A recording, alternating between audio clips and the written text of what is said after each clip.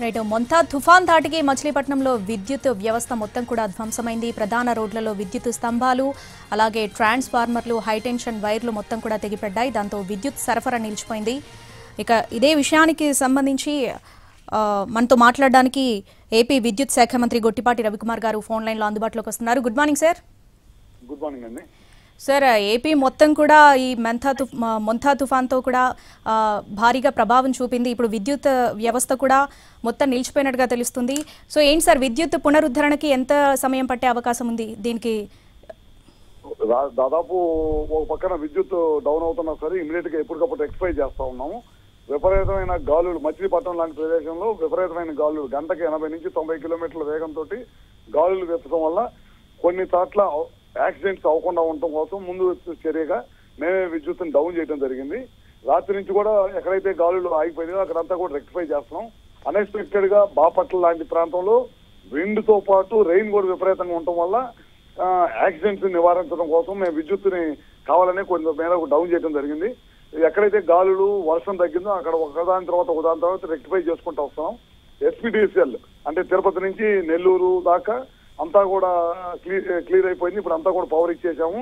Main ఇప్పుడు CPDCL అంటే మన విజయవాడ, మచిలీపట్నం, బాపట్ల, ఒంగోలు ప్రాంతంలో అక్కడక్కడ కొంతమేర నిలిచిపోయిన మాట వాస్తవం. వాటిని అన్నింటిని కూడా ఇప్పుడు రెక్టిఫై చేసి ఇమీడియట్ గా ఎక్కడైతే సబ్ స్టేషన్స్ లో విపరీతంగా వాటర్ ఉన్నాయో ఆ సబ్ స్టేషన్స్ లో వాటర్ అన్నింటిని కూడా బయటికి పంప్ చేసి ఇమీడియట్ గా వాటర్ పవర్ ని రెక్టిఫై చేస్తా ఉన్నాము.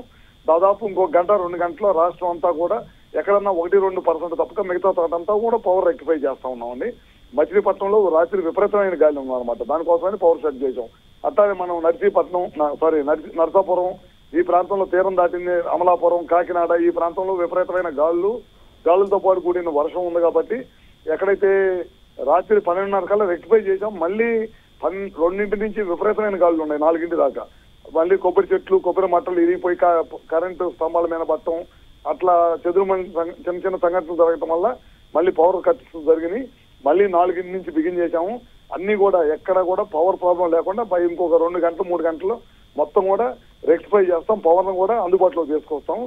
మా టీం అంతా కూడా ఫీల్డ్ లెవెల్లో వర్క్ చేస్తా ఉన్నారు. సిఎండీలు కూడా అందరు కూడా గ్రౌండ్ లెవెల్లో తిరుగుతా ఉన్నారు. డైరెక్టర్స్ అందరిని కూడా ఒక్కొక్క జిల్లాకు ఒక్కో డైరెక్టర్ ఇన్ఛార్జ్ చేశాము. మెటీరియల్ సప్లై చేశాము. తిరుపతి పక్కన అటు పక్క తక్కువగా ఉంది కాబట్టి రైన్ ఫాల్ అక్కడి నుంచి దాదాపు 1000 నుంచి 1200 మందిని తీసుకొచ్చి ఇక్కడ అమలాపురం, కాకినాడ, భీమవరం, నరసాపురం, మచిలీపట్నం, బాపట్ల ఈ ప్రాంతాల్లో వర్క్ మెన్నందరం కూడా అక్కడి నుంచి ఎక్కడైతే వర్షం లేదో, ఎక్కడైతే అక్కడి నుంచి మనుషులందరినీ తీసుకొచ్చి వర్షపాతం గాలులు ఎక్కువ ఉన్నాయో అక్కడ తీసుకొని రావడం జరిగింది. వాళ్ళందరూ కూడా ఫీల్డ్ లో ఉన్నారు ఒకదాని తర్వాత ఒకటి. ఎందుకంటే యాక్సిడెంట్స్ నివారించడం కోసం పవర్ డౌన్ చేసాం. ఇప్పుడు పోల్ టు పోల్ సర్వే చేసుకుంటా, పెట్రోలింగ్ చేసుకుంటా ఎక్కడైతే ప్రాబ్లం లేకుండా ఉందో అక్కడంతా కూడా పవర్ రెక్టిఫై చేసుకుంటూ వెళ్తున్నాం. ఇంకో 2-3 గంటల్లో మొత్తం 100% రాష్ట్రంలో ఎక్కడైతే పవర్ ప్రాబ్లం వచ్చి రాత్రి నిన్నటి నుంచి గాలులతోటి వర్షంతో పవర్ షట్ డౌన్ చేయడం జరిగిందో ఆ ప్రాంతాలన్నీ కూడా రెక్టిఫై చేసుకుంటూ ఇంకో 2 గంటల్లో మొత్తం ఎక్కడైతే ప్రాబ్లం ఉన్న చోటల్లా కూడా పవర్ రెక్టిఫై చేసి ఇవ్వటం జరుగుతుందండి. ఎస్ సార్, చాలా చోట్ల కూడా ఇళ్ల ముందే మొత్తం కూడా ఈ విద్యుత్ స్తంభాలు, హై టెన్షన్ వైర్లు పడిపోయిన పరిస్థితి చూస్తున్నాం. భారీ వృక్షాలు కూడా నివాసాల ముందే పడిపోయిన సిచ్యువేషన్స్ కనిపిస్తున్నాయి. సో ఇప్పుడు సహాయక చర్యలు ఎంతవరకు వచ్చాయి సార్? సహాయక చర్యలు బాగా వేగవంతం జరుగుతున్నాయి. నైట్ వర్షం కొద్దిపాటి తెరిపించినా సరే ఇమీడియట్ గా మా టీమ్స్ అన్ని వెళ్ళిపోయి మేము ఆర్ఎండ్బి వాళ్ళు మిగతా టీమ్స్ మిగతా డిపార్ట్మెంట్స్ లో కోఆర్డినేట్ చేసుకుంటూ ఎక్కడ ప్రాబ్లం ఉన్నా, ఎక్కడ స్తంభాలు చెట్లు గాలికి చెట్లు స్తంభాల మీద పడి డ్యామేజ్ అయినాయి, ఇమీడియట్ గా చెట్లు కట్ చేయటం, ఇమీడియట్ గా స్తంభం రీప్లేస్ చేయటం, మనం స్తంభాలు కానీ కేబుల్ కండక్టర్ కానీ ఇవన్నీ కూడా అందుబాటులో పెట్టాం. మెన్నును కూడా విపరీతంగా డిక్టేట్ చేసాం అనమాట. అక్కడి నుంచి తీసుకొచ్చి మన అమలాపురం, కాకినాడ, ఈ వెస్ట్ గోదావరి, నరసాపురం ఈ ప్రాంతాల్లో మొత్తం తీసుకొచ్చి ఇక్కడ పెట్టడం జరిగింది అనమాట. ఇమీడియట్ గా ఎక్కడ ప్రాబ్లం ఉంటే అక్కడ స్తంభం పడిపోతే అక్కడ ఇమీడియట్ గా చేస్తాం. బాపట్ల ప్రాంతం కూడా రేపల్లి లాంటి చోట కొద్దిగా పవర్ డౌన్ అయింది, బాపట్లలో డౌన్ అయిపోయింది, చీరాల్లో డౌన్ అయింది. అన్ని కూడా 80% ఇప్పుడు కంప్లీట్ అయిపోయింది. ఇంకో 20% ఇంకో 2 గంటలు కంప్లీట్ చేసేసి మొత్తం అందరికి ఇస్తాము. ఎక్కడ కూడా పవర్ కట్స్ లేవు, పవర్ ప్రాబ్లం లేదు. ఓన్లీ యాక్సిడెంట్స్ ని అవాయిడ్ చేయడం కోసమే పవర్ ని డౌన్ చేయడం జరిగింది.